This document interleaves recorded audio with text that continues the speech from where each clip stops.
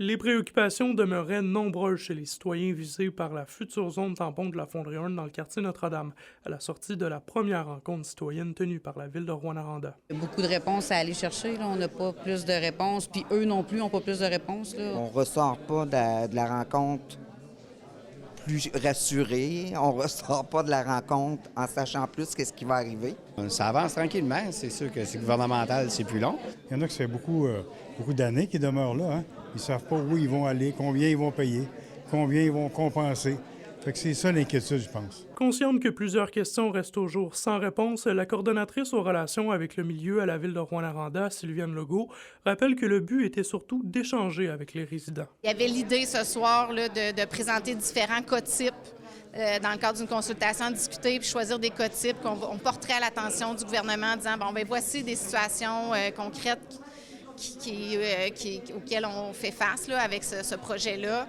Est-ce que vous allez être en mesure d'y répondre? C'est avec le programme de compensation. Fait qu'on veut travailler avec les citoyens pour mieux comprendre là, finement là, les réalités, ce que ça implique là, pour les foyers qui sont touchés. Là. La rencontre citoyenne a permis d'en apprendre un peu plus sur les prochaines étapes d'élaboration de la future zone tampon. Les secteurs visés pour la construction de logements afin de relocaliser les résidents touchés devraient être dévoilés en novembre par la Ville. Au cours du même mois, la Fonderie-Hearne devrait partager les détails de son plan d'acquisition des propriétés.